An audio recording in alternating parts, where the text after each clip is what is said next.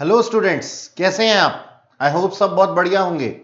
बच्चों, आज की इस क्लास के अंदर हम change in profit sharing ratio topic के अंदर से जो करेंगे वो करेंगे एक्युमुलेटेड प्रॉफिट्स एंड लॉसेस का अकाउंटिंग ट्रीटमेंट। यानी कि हमें यह देखना है कि जब प्रॉफिट शेयरिंग रेशियो चेंज हो जाती है उस टाइम पे जो हमारे बैलेंस शीट के अंदर एक्युमुलेटेड प्रॉफिट्स, रिजर्व्स या फिर एसेट साइड पे कुछ advertisement expenditure, revenue, deferred revenue expenditure, ये सब होते हैं, इनका अकाउंटिंग ट्रीटमेंट क्या होता है और किस तरीके से किए जाते हैं।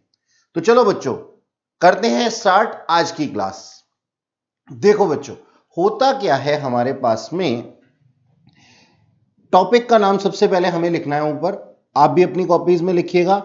टॉपिक का नाम है treatment of reserves and accumulated profits. Profits oblique losses आप इसको कर लीजिए, ठीक है? ओके। तो देखो बच्चों, मैं आपको समझाता हूं, आप समझिएगा। हमारी इस टाइप की एक बैलेंस शीट होती है, टी फॉर्म में, देखी होगी आप लोगों ने बहुत बार। ऑल्दो 12th क्लास के अंदर इस तरीके से बैलेंस शीट नहीं बनाई जाती, लेकिन मैं क्या कर रहा हूं, आप लोगों को समझाने की कोशिश कर रहा हूं, तो आप पहले समझिए इस चीज को। आपकी बैलेंस शीट के अंदर लायबिलिटी साइड और एसेट साइड, दो साइड्स होती हैं, है ना? लायबिलिटी साइड पे आपको दिखाई देता है रिजर्व्स और आपको दिखाई देते हैं प्रॉफिट एंड लॉस अकाउंट के बैलेंसेस, क्रेडिट बैलेंसेस, और आपको दिखाई देता है वर्कमैन कंपेंसेशन रिजर्व, और आपको दिखाई देता है इन्वेस्टमेंट फ्लक्चुएशन रिजर्व। तो सबसे पहली बात तो मैं आप लोगों को बता दूं कि ये सारी चीजें जो आपको लायबिलिटी साइड पे दिखाई दे रही हैं, क्योंकि ये लायबिलिटी साइड पे दिखाई दे रही हैं, तो इनका बैलेंस क्या होगा बच्चों? क्रेडिट बैलेंस होगा, ठीक है? अभी हम इनका मतलब समझेंगे। और आपको कभी कभी एसेट साइड पे दिखाई देता है पी एंड एल अकाउंट का डेबिट बैलेंस, ठीक है? और हमें कभी दिखाई देता है एडवर्टीजमेंट एक्सपेंडिचर,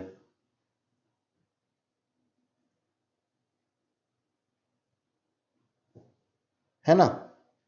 या फिर हमें दिखाई देते हैं डेफर्ड रेवेन्यू एक्सपेंडिचर, ठीक? तो पहले तो इनका मतलब समझ लेते हैं कि ये होते क्या हैं। देखो बच्चों, पार्टनर्स ना कभी भी अपने पास में सारा का सारा प्रॉफिट अपने घर नहीं ले जाते। वो क्या करते हैं, अपनी कैपिटल में डालने से पहले या अपने घर ले जाने से पहले उन्होंने कुछ अमाउंट जो है वो रिजर्व में डाल देते हैं। रिजर्व का मतलब कि हो सकता है फ्यूचर में हमारे को किसी काम के लिए जरूरत पड़े, तो जैसे सेविंग्स होती हैं हमारी, उसी तरीके से ये होते हैं क्या? Reserves. Profit and loss account का क्रेडिट बैलेंस भी अपने आप में एक रिजर्व का ही काम करता है, और ये फ्री रिजर्व्स होते हैं, किसी भी काम के लिए यूटिलाइज किए जा सकते हैं फ्यूचर में। ओके, यानी कि ये बनाए जाते हैं कहां से? करंट ईयर के प्रॉफिट से। वर्कमैन कंपनसेशन रिजर्व क्यों बनाया जाता है? वर्कमैन कंपनसेशन रिजर्व बनाया जाता है, मान लीजिए हमारे पास में कोई फैक्ट्री है और उस फैक्ट्री के अंदर काम करने वाले कुछ वर्कर होते हैं। हो सकता है कभी कोई एक्सीडेंट हो जाए और उसके लिए हमें कंपनसेट करना पड़े उस वर्कर को, तो उसके लिए हम बना देते हैं क्या? Workman compensation reserve. इसके बाद, इसके अलावा हमारे पास में लिखा हुआ है investment fluctuation reserve. Investment fluctuation reserve किसके लिए होता है? मान लीजिए मेरे पास में कुछ इन्वेस्टमेंट्स हैं एसेट साइड पे, अब इन इन्वेस्टमेंट्स को जब मैं बेचने जाऊंगा तो हो सकता है मार्केट वैल्यू कुछ और मिले, हो सकता है कुछ फ्लक्चुएशंस आ जाएं, तो उन फ्लक्चुएशन से फाइट करने के लिए हम क्या बनाते हैं? इन्वेस्टमेंट फ्लक्चुएशन रिजर्व बनाते हैं। तो खैर, यहां पे हमारे पास में ये लाइबिलिटी साइड पे दिखाई देते हैं और एसेट साइड पे P&L अकाउंट का डेबिट बैलेंस, यानी कि ये एक्युमुलेटेड लॉसेस होते हैं, पुराने पिछले सालों के एक्युमुलेटेड लॉसेस होते हैं। एडवर्टीजमेंट एक्सपेंडिचर का मतलब क्या है? ऑल्दो एडवर्टीजमेंट एक्सपेंडिचर अपने आप में रेवेन्यू नेचर का है, लेकिन हमने इतना हैवी एक्सपेंडिचर कर दिया है अपनी एडवर्टीजमेंट के ऊपर कि ये कैपिटलाइज नेचर का बन गया और धीरे धीरे धीरे धीरे हमारी बुक्स ऑफ अकाउंट से राइट ऑफ होने वाला है। इसके अलावा डेफर्ड रेवेन्यू एक्सपेंडिचर्स के बारे में तो आप जानते ही। तो बच्चों ये जो चीजें दी हुई है ना, इनका अकाउंटिंग ट्रीटमेंट आज हमें सीखना है। देखो जब होता क्या है, जब हमारी प्रॉफिट शेयरिंग रेशियो चेंज होती है, जब हमारी प्रॉफिट शेयरिंग रेशियो चेंज होती है तो ये जो रिजर्व्स हैं ये नए सिरे से बनाए जाते हैं, नए सिरे से क्रिएट किए जाते हैं। तो पुराने रिजर्व्स का क्या होगा? तो पुराने रिजर्व्स का ये होगा बच्चों, आप ध्यान से समझ लेना इस चीज को, कि पुराने रिजर्व्स जो थे ना वो ओल्ड रेशियो में डिस्ट्रीब्यूट हो जाते हैं अमंग्स ओल्ड पार्टनर्स। ऐसा क्यों होता है? ऐसा इसलिए होता है क्योंकि इसको बनाने के लिए पुरानी प्रॉफिट शेयरिंग रेशियो के अंदर उन पार्टनर्स ने मशक्कत की थी, मेहनत की थी। तो अब जब हम नई प्रॉफिट शेयरिंग रेशियो बना रहे हैं, अपनी रिकंस्ट्रक्शन हो रहा है हमारी पार्टनरशिप फर्म का, तो ये सारे के सारे रिजर्व्स नए सिरे से बनाए जाएंगे। आगे चल के हम सीखेंगे कि अगर ये रिजर्व्स मेंटेन किए जाते हैं फ्यूचर में भी तो उसका क्या अकाउंटिंग ट्रीटमेंट होता है। लेकिन फिलहाल के लिए हम क्या सीखने वाले हैं? हम सिर्फ इतना कहने वाले हैं कि सर होना क्या है इनके साथ में? होना यह है कि फ्यूचर में नए रिजर्व्स नई प्रॉफिट शेयरिंग रेशियो के हिसाब से बनाए जाएंगे, यानी कि अलग अलग पार्टनर से नई प्रॉफिट शेयरिंग रेशियो के अंदर उनका कंट्रीब्यूशन लिया जाएगा इन रिजर्व्स को मेंटेन करने के लिए। लेकिन फिलहाल तो ये क्या हो रहे हैं सर? डिस्ट्रीब्यूट हो जाएंगे अमंग्स ओल्ड पार्टनर्स या फिर all partners as the case में भी, ठीक है, और वो भी किस रेशियो में? Old ratio. तो जैसे ये रिजर्व्स बांटे जाते हैं पार्टनर के अमंग्स ओल्ड रेशियो में, वैसे ही ये भी, ये एसेट साइड पे जो हमारे पास में लॉसेस दिए हुए हैं, डेफर्ड रेवेन्यू एक्सपेंडिचर दिए हुए हैं, ये लॉसेस होते हैं बच्चों एसेट्स के। तो ये एक्युमुलेटेड लॉसेस क्या होते हैं? इनको भी किसको लेना पड़ेगा? इनकी जिम्मेदारी भी किसके ऊपर है? ओल्ड पार्टनर्स के ऊपर ही है। तो ठीक है, कहने का मतलब ये है कि जब ये रिजर्व्स खत्म होंगे, देखिए ये है क्या? ये लाइबिलिटी है। लाइबिलिटी का क्या? क्रेडिट बैलेंस होता है। और अगर लाइबिलिटी को मैं खत्म कर दूं या फिर ट्रांसफर कर दूं या कम कर दूं या किसी भी तरीके से कुछ भी इसके साथ में मैं एक्शन लेता हूं जिसकी वजह से ये फ्यूचर में दिखाई नहीं देगा, तो लाइबिलिटी जब घटती है तो क्या होती है? लाइबिलिटी जब घटती है तो क्या हो जाती है सर? डेबिट। ओके, और ये रिजर्व्स जा किसके पास में रहे हैं? ये पार्टनर्स के पास जा रहे हैं। तो इससे इनकी कैपिटल क्या हो जाएगी? बढ़ जाएगी। कैपिटल भी अपने आप में क्या है? एक लाइबिलिटी है। तो लाइबिलिटी बढ़ती है तो क्या हो जाता है सर? क्रेडिट हो जाती है। तो हमारी नॉर्मल सी एंट्री जो है वो कुछ इस तरीके से है कि ये सारे रिजर्व्स हो जाएंगे डेबिट और पार्टनर कैपिटल अकाउंट हो जाएंगे क्रेडिट। तो लिखिएगा मेरे साथ बच्चों ये एंट्री को।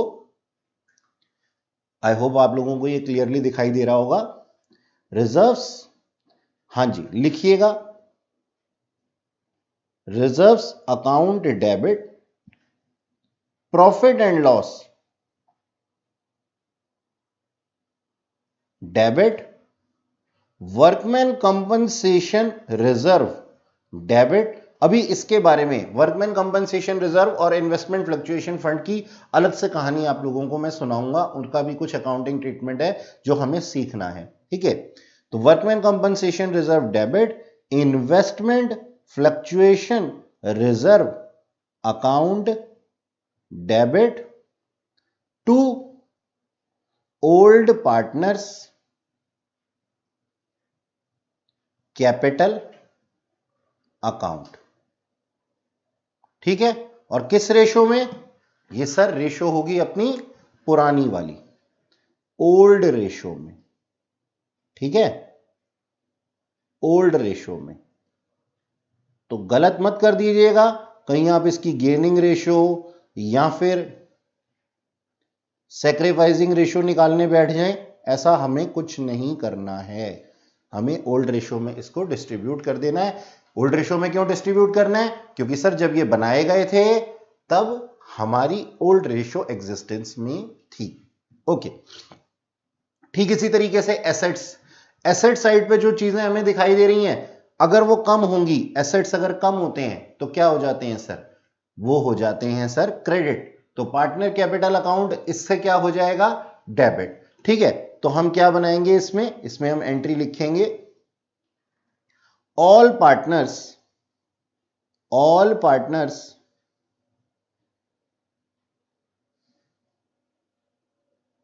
ऑल या फिर old as the case may be, all partners capital account debit to, अब वही जो ऊपर हमने लिखे थे ना बैलेंस शीट में एसेट साइड पे, वही सब कुछ मैं लिख देता हूं। P&L अकाउंट, ये कौन सा है? डेबिट बैलेंस है। ठीक है जी, ये इसका कौन सा वाला बैलेंस है बच्चों?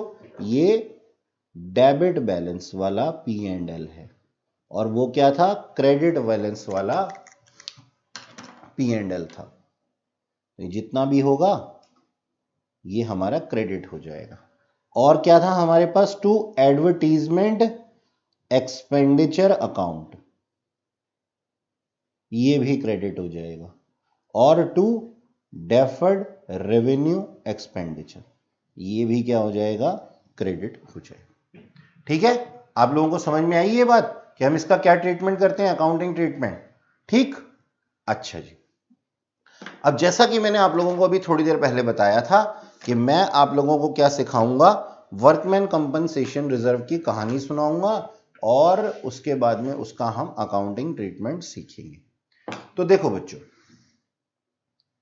ध्यान से देखना, पेज मेरा बिल्कुल सेट है ऐसा मुझे अंदेशा है जी। अच्छा बच्चों, ऊपर हेडिंग डालिएगा वर्कमैन कंपनसेशन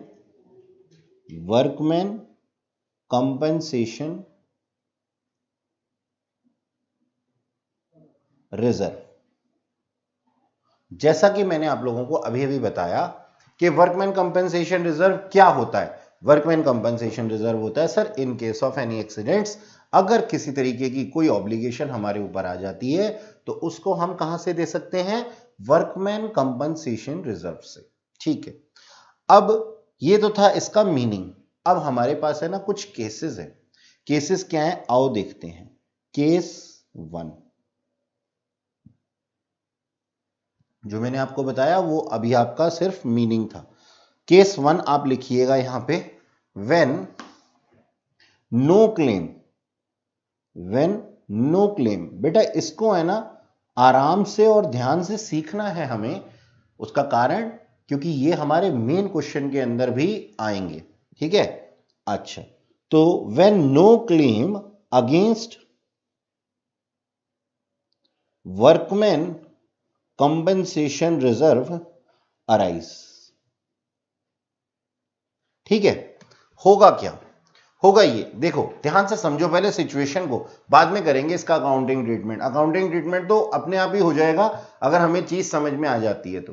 देखो बच्चों, होता क्या है? वर्कमैन कंपनसेशन रिजर्व अपने आप में एक रिजर्व था कि हो सकता है कि किसी का एक्सीडेंट हो जाता तो हम उसको कंपनसेट करते, लेकिन अगर किसी का कोई क्लेम आया ही नहीं, यानी कि किसी का कोई एक्सीडेंट हुआ ही नहीं, तो अब ये पूरा का पूरा रिजर्व बच जाएगा ना, काइंड ऑफ ये सारा का सारा रिजर्व क्या हो जाएगा? फ्री हो जाएगा।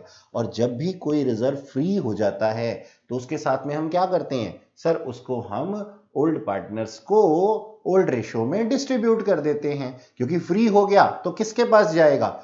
ओल्ड पार्टनर्स में या फिर ऑल पार्टनर्स में जाएगा।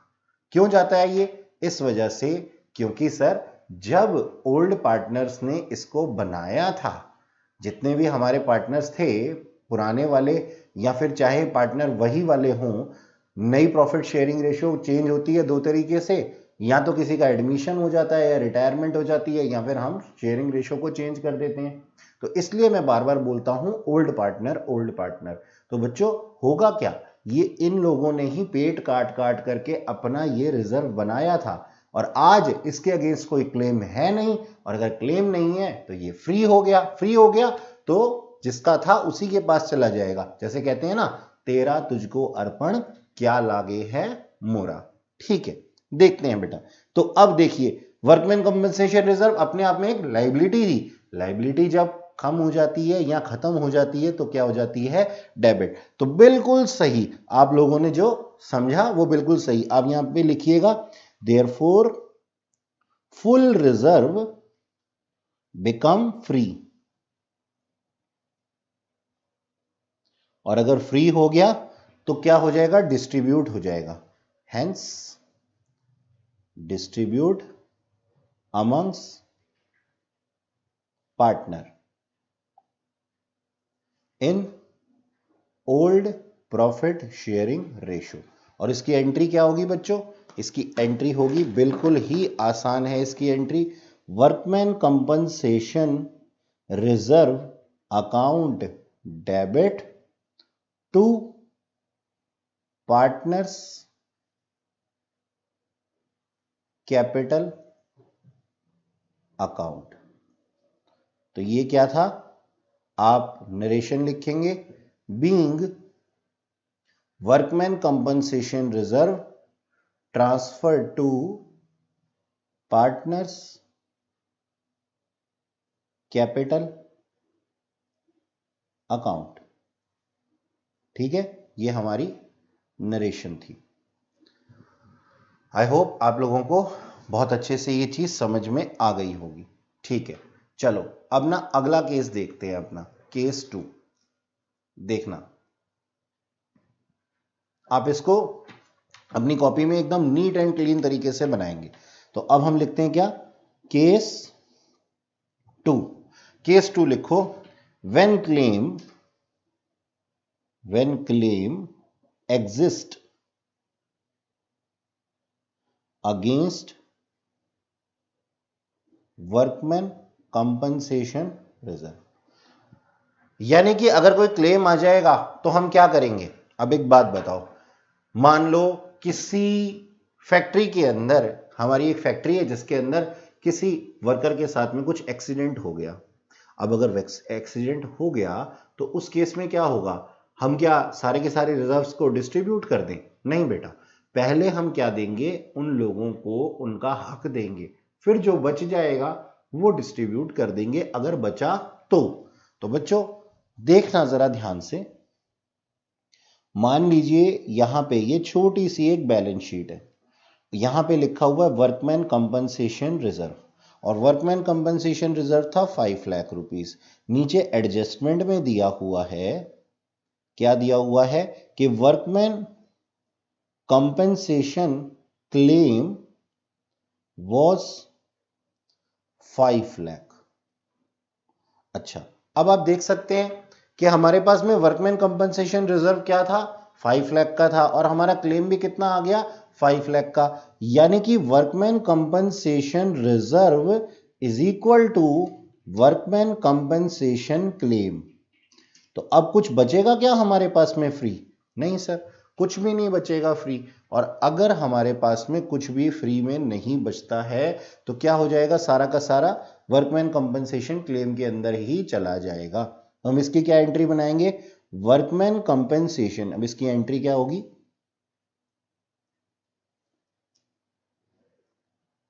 इसकी एंट्री होगी बच्चों, workman compensation reserve account debit to workman compensation claim account.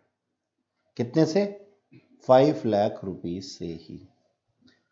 ठीक है जी, तो ये दोनों केस आप लोगों को समझ में आए। हाँ सर, मुझे तो पहले से ही समझ में आए हुए थे, आप लोगों को मेरे ख्याल में मैंने समझा दिया होगा। ठीक है, चलो जी, अब एक काम करते हैं, अपना थर्ड केस देखते हैं। थर्ड केस के लिए मैंने अपनी कॉपी का पेज बदल दिया, और आप भी अपनी कॉपी का पेज बदल दीजिए, देखिएगा। चलो करते हैं अब अपना थर्ड केस। अच्छा, थर्ड केस में जाने से पहले हमने क्या सीखा अभी, कि हमारे पास में सेकेंड केस के अंदर क्या हुआ, सेकेंड केस के अंदर ये हुआ कि वर्कमैन कंपनसेशन क्लेम जो था वो इक्वल था। मान लीजिए, अब इसका बी केस लिख लेते हैं हम, मान लीजिए वर्कमैन कंपनसेशन क्लेम तो है, वो इक्वल नहीं है, वो क्या है, कम है। तो मान लीजिए यहां पे आप ऊपर हेडिंग लिखिएगा, claim is less than workman compensation reserve. यानी कि मान लीजिए आप एक एग्जांपल लेते हैं, हम वर्कमैन कंपनसेशन रिजर्व जो था वो था हमारे पास 5 लाख रुपीस, ठीक है। वर्कमैन कंपनसेशन क्लेम जो आया बच्चों, वो आया हमारे पास में कितना, 3 लाख रुपीस। अब आपको दिखाई दे रहा है कि हमारी तैयारी कितने की थी, सर हमारी तैयारी तो 5 लाख की थी, जबकि क्लेम हमारे पास में आया कितना, 3 लाख रुपए का। तो इसका मतलब क्या हुआ, therefore rupees 2 lakh become free हो गए। अब ये फ्री रिजर्व्स किसके अंदर जाएंगे, ये जाएंगे सर पार्टनर्स कैपिटल अकाउंट के अंदर, ओल्ड प्रॉफिट शेयरिंग रेशो में, ओल्ड रेशो में, है ना जी सर, बिल्कुल। तो अब इसकी एंट्री क्या होगी, इसकी एंट्री बहुत ही सिंपल है, बहुत ही सिंपल है। एक कंबाइन एंट्री बना करके हम लोग लिख सकते हैं इसकी। तो इसकी आप एंट्री लिखिएगा। देखो लाइबिलिटी जब खत्म होती है तो क्या होती है, डेबिट। तो आज ये लाइबिलिटी खत्म हो रही है, workman compensation reserve account debit, ठीक है। कितने लाख रुपए से, 5 लाख रुपए से, ठीक है सर। और क्लेम कितने का था, वर्कमैन कंपनसेशन क्लेम कितने का था, 3 लाख रुपए का। तो हमारी एंट्री क्या है, workman compensation reserve account debit to workman compensation claim, लेकिन वो कितने का, 3 लाख का। अब सर जो बच गया है वो किसके पास चला जाएगा, पार्टनर कैपिटल अकाउंट में चला जाएगा। तो टू पार्टनर्स कैपिटल अकाउंट, कितना, 2 लाख रुपया जो बच गया था वो डिस्ट्रीब्यूट हो जाएगा, ठीक। अच्छा जी, आगे करते हैं बच्चों, थर्ड केस। तो थर्ड केस आप लोग लिखिएगा,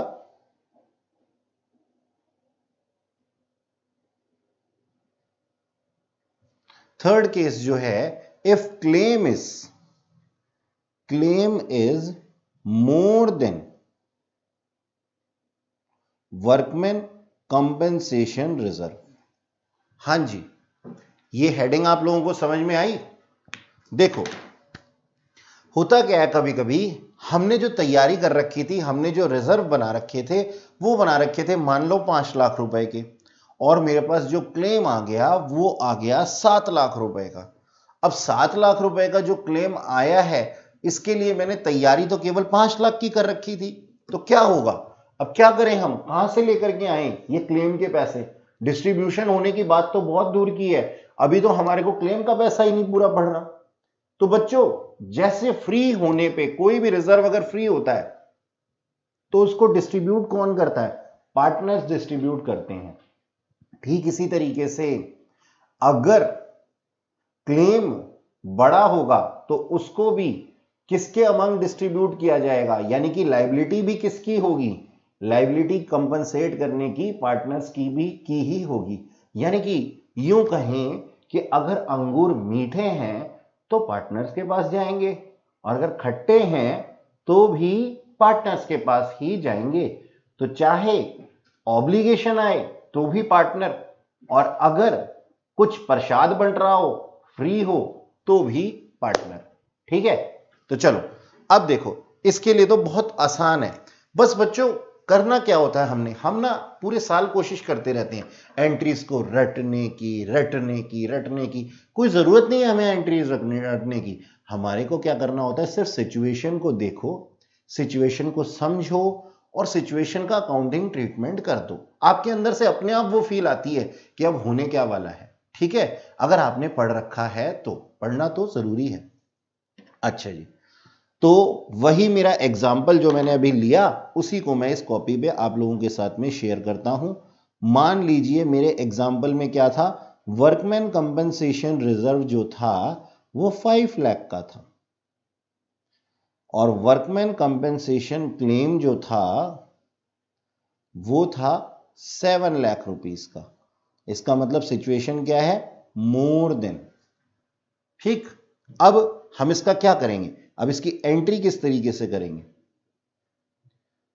देखो जी, एंट्री कुछ इस तरीके से होगी कि वर्कमैन कंपनसेशन रिजर्व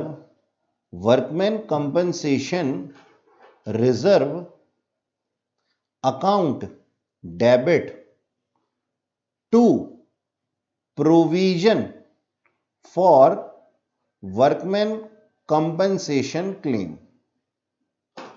ठीक है, आप लोगों को ये साफ सुथरे तरीके से दिखाई दे रहा है, ऐसे ही आप लोगों को भी बनाना है। ठीक है, तो मैंने क्या लिखा, workman compensation reserve account debit to provision for workman compensation claim. Sir देखो हमारा रिजर्व तो था कितने का, 5 लाख का, और हमारा क्लेम जो है वो है 7 लाख रुपए का। अब क्या करें, तो अब हम क्या करेंगे, रीवैल्यूएशन अकाउंट में इसको डाल देंगे। यानी कि जब हमने रीवैल्यूएट किया ना तो हमने पाया कि हमारा जो रिजर्व था वो शॉर्टेज में था, तो इसके लिए हमने एक रीवैल्यूएशन अकाउंट ओपन कर दिया। तो यहां पे मैं क्या एंट्री डाल दूं, रीवैल्यूएशन अकाउंट डेबिट। कितने रुपए से, सर 2 लाख रुपए से, रुपीस 2 लाख। अच्छा, अब ये मैंने ओपन तो कर दिया, ये रीवैल्यूएशन अकाउंट मैंने ओपन तो कर दिया, लेकिन ये ओपन होने के बाद में ईयर एंड पे क्लोज भी होगा। तो सर उसकी एंट्री क्या होगी, जो चीज डेबिट हुई है वो अब क्या हो जाएगी, क्रेडिट हो जाएगी। तो हम एंट्री क्या बनाएंगे, अगली एंट्री इसकी ए एंट्री तो ये थी और बी एंट्री कुछ इस तरीके से होगी,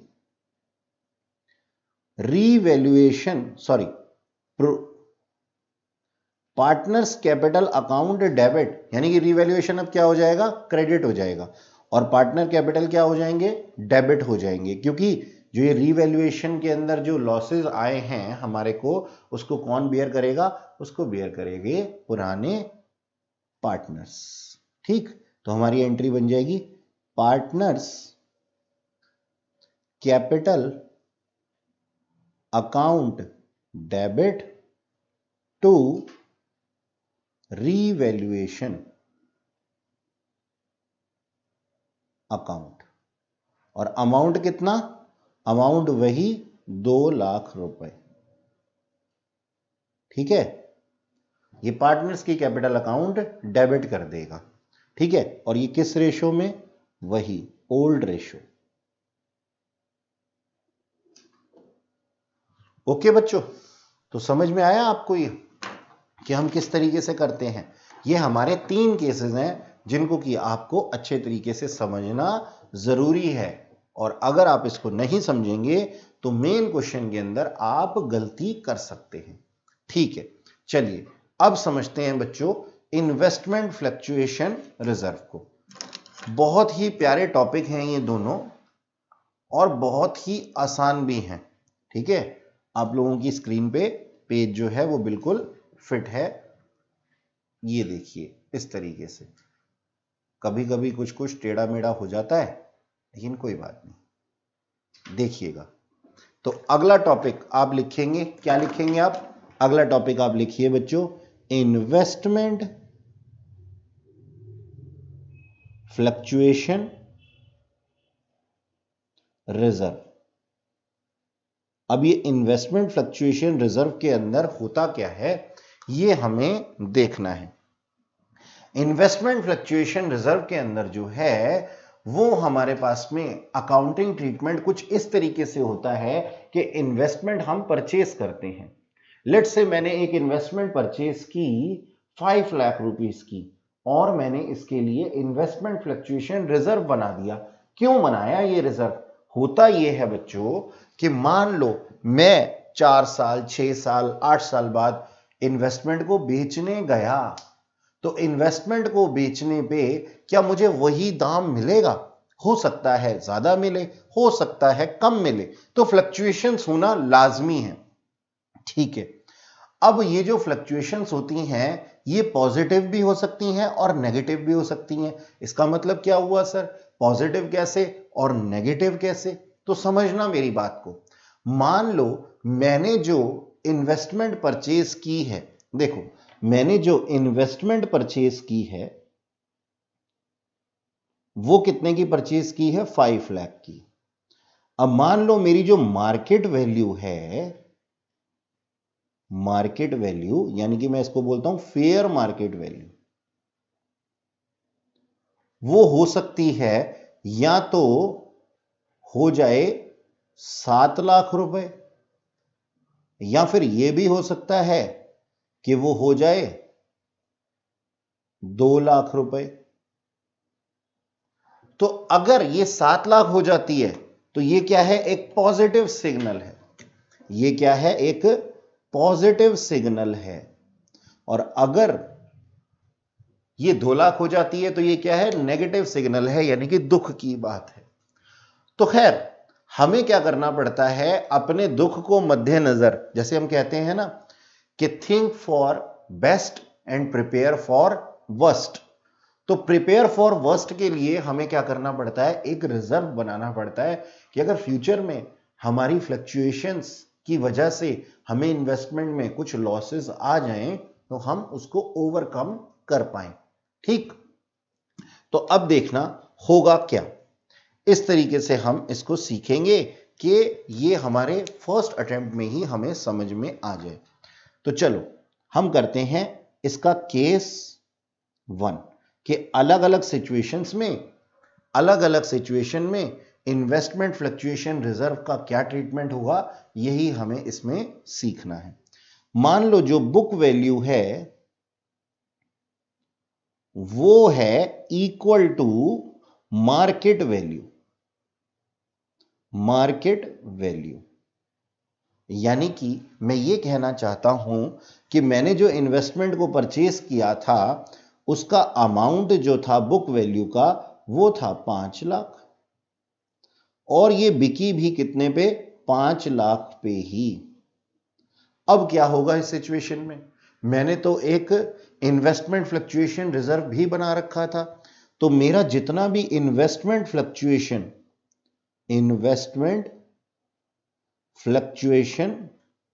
रिजर्व होगा ये तो किसी काम नहीं आया, क्योंकि कोई फ्लक्चुएशन है ही नहीं।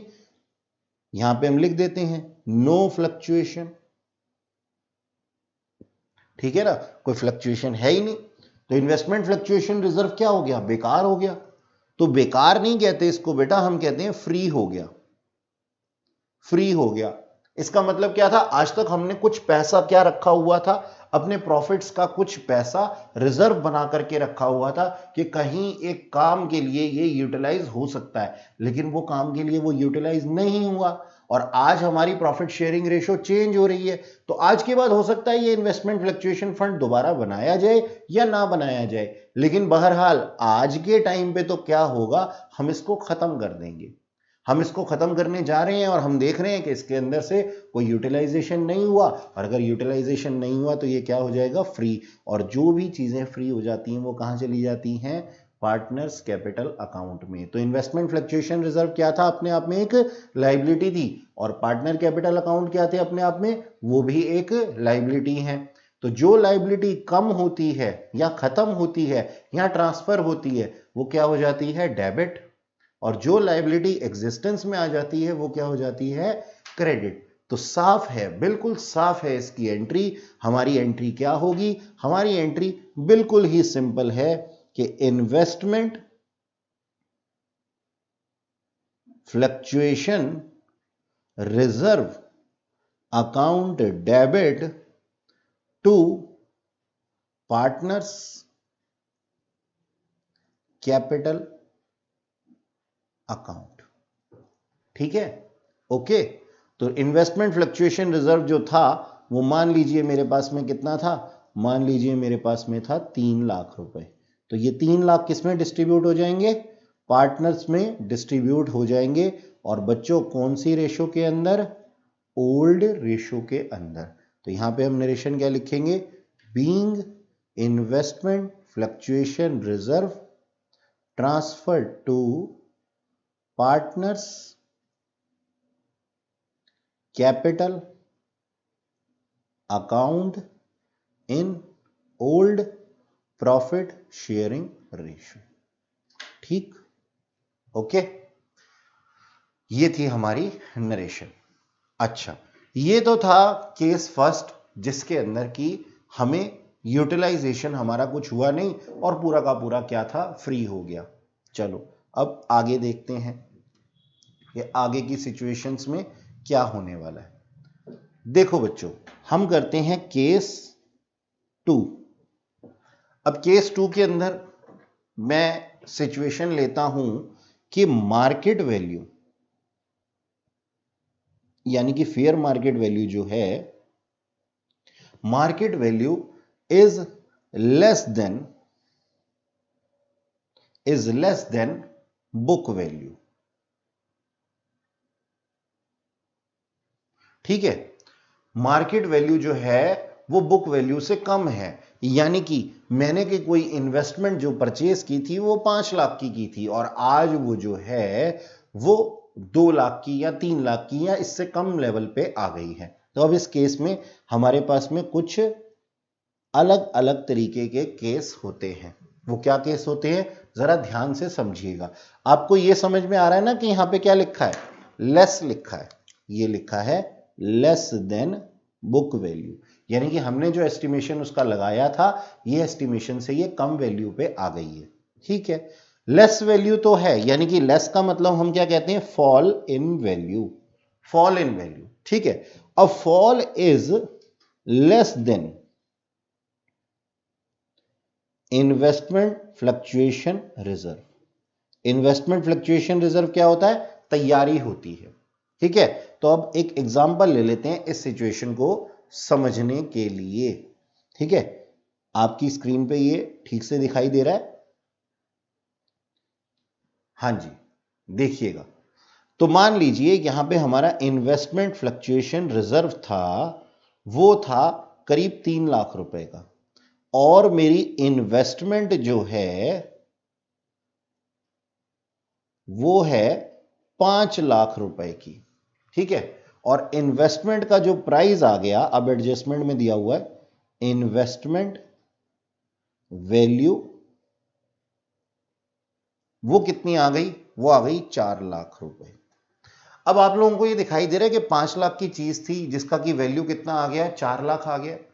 तो दुख की बात तो है, लेकिन हमने दुख की तैयारी कर रखी थी शुरुआत से। तो ये देखो, तैयारी कितने की थी? 3 लाख की थी। इसका मतलब दुख तो है, लेकिन हमारे अंदर सहने की शक्ति भी है। सहने की शक्ति कितने की है? 3 लाख की। और दुख कितने का है? 1 लाख रुपए का। यानी कि हम इस सिचुएशन से ओवरकम कर जाएंगे। इस सिचुएशन में क्या होगा? इन्वेस्टमेंट फ्लक्चुएशन रिजर्व जो है वो यूटिलाइज हो जाएगा कितने से? 1 लाख रुपए से। इन्वेस्टमेंट फ्लक्चुएशन रिजर्व किस लिए बनता है? फ्लक्चुएशंस के लिए। आप देख पा रहे हैं दोनों के अंदर फ्लक्चुएशन कितनी है? 1 लाख रुपए की फ्लक्चुएशन है। तो 1 लाख रुपए से हमारा ये 3 लाख रुपया लड़ सकता है।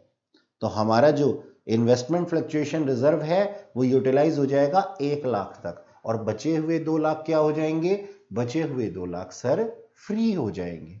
ठीक है, तो बचे हुए 2 लाख अगर फ्री हो जाएंगे तो वो कहां जाएंगे? वो पार्टनर्स कैपिटल अकाउंट में जाएंगे। आप सिर्फ सिचुएशन समझिए। अगर आप सिचुएशन समझ जाते हैं तो एंट्रीज तो खुद ब खुद आपके अंदर से निकल करके आएंगी। तो बच्चों चलो फिर अब इसकी हम कंक्लूजन लिखते हैं। सबसे पहले तो कि means required amount of investment fluctuation reserve was 1 lakh, है ना? 1 लाख था ना, that is 5 lakh minus 4 lakh. and we have 3 lakh. Therefore, remaining amount become free. Remaining amount क्या हो जाएगा बच्चों? फ्री हो जाएगा. और अगर फ्री हो जाएगा तो कहां चला जाएगा? पार्टनर्स कैपिटल अकाउंट में चला जाएगा. तो चलो अब समय आ गया इसकी एंट्री लिखने का. ये देखो हम क्या करेंगे, अब इसकी एंट्री लिखेंगे. समय आ गया से ना बच्चों के दिमाग में ये चलता है कि क्लास को खत्म करने का समय आ गया. लेकिन बच्चों अभी ऐसा टाइम नहीं आया है. ठीक है, अब टाइम आया है या नहीं आया ये मेरे को भी नहीं मालूम है. ठीक है, चलो अपनी एंट्री लिखते हैं. तो एंट्री क्या है? एंट्री है हमारी investment fluctuation reserve account debit to investment account. कितना यूटिलाइज हो गया? 1 लाख रुपया तो इन्वेस्टमेंट में यूटिलाइज हो गया. कितना था? 3 लाख था. 3 लाख में से 1 लाख तो इन्वेस्टमेंट अकाउंट में यूटिलाइज हो गया. तो रिमेनिंग जो था वो फ्री कहां चला जाएगा? To partners capital account. 2 lakh रुपए जो फ्री हो गए थे. ठीक है, आप लोगों को ये एंट्री समझ में आई? जी सर. अच्छा, अब इसका बी पार्ट हम करते हैं कि फॉल इन इन्वेस्टमेंट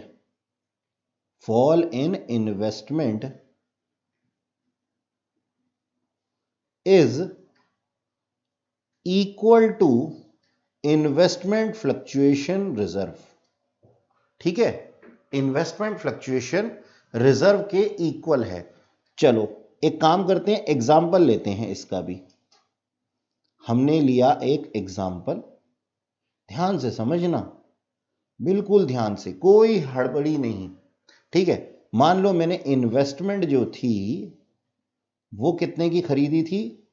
5 लाख रुपए की. और मैंने इन्वेस्टमेंट फ्लक्चुएशन रिजर्व जो बनाया था वो बनाया था 3 लाख रुपए का. अब मेरी इन्वेस्टमेंट जो है, इन्वेस्टमेंट की फेयर मार्केट वैल्यू यानी कि जितने पे ये बिक सकती है वो कितने पे आ गई? 3 लाख रुपए पे. अब देखो बच्चों ध्यान से, आपको फ्लक्चुएशन कितने की दिखाई दे रही है? सर 3 लाख रुपए की फ्लक्चुएशन दिखाई दे रही है. तैयारी कितने की दिखाई दे रही है? सर 3 लाख की तैयारी दिखाई दे रही है. इसका मतलब समझे आप कि मैंने अभी क्या लिखा है यहां पे? मैंने लिखा कि fluctuations are equal to investment fluctuation reserve. तो अब होगा क्या? सर पूरे का पूरा पैसा कहां चला जाएगा? इन्वेस्टमेंट फ्लक्चुएशन रिजर्व का इन्वेस्टमेंट अकाउंट में ही चला जाएगा. सर फ्लक्चुएशन के अंदर यूटिलाइज हो गया ना, कुछ फ्री बचा? नहीं सर, कुछ भी फ्री नहीं बचा. तो अब देखो इसकी एंट्री क्या हो जाएगी? अब इसको हम कंक्लूजन में क्या लिख सकते हैं? Means fluctuation is equal to reserve. तो अब उस केस में क्या हो जाएगा? उस केस में ट्रांसफर हो जाएगा पूरा का पूरा. देयरफॉर आप इसको ऐसे लिखिएगा, therefore full investment fluctuation reserve transfer to investment account. ठीक, तो हमारी जर्नल एंट्री बिल्कुल ही सिंपल होगी. एंट्री एकदम सिंपल है और दूध की तरह साफ है. क्या है इसकी journal entry? Investment fluctuation reserve account debit to investment account. ठीक है, पूरे का पूरा इन्वेस्टमेंट का पैसा जो था, पूरे का पूरा रिजर्व जो था वो किस में ट्रांसफर हो गया? इन्वेस्टमेंट में. कितने लाख से? 3 लाख रुपए से. तो नीचे आप नरेशन लिखना ना भूलें. Being investment fluctuation reserve transfer to investment account. ठीक, समझ में आई आप लोगों को ये बात? जी सर। अब देखो हमें क्या करना है, हमें करना है इसका नेक्स्ट केस। नेक्स्ट केस के अंदर हम लोगों ने कुछ और भी इसके अंदर वेरिएशन डालने हैं, लेकिन आज की क्लास का टाइम बच्चों यहीं पे खत्म हो चुका है। तो बच्चों आप लोगों से सेम कॉन्सेप्ट के साथ में हम मिलेंगे अगली क्लास में। Till then bye bye, have a nice day.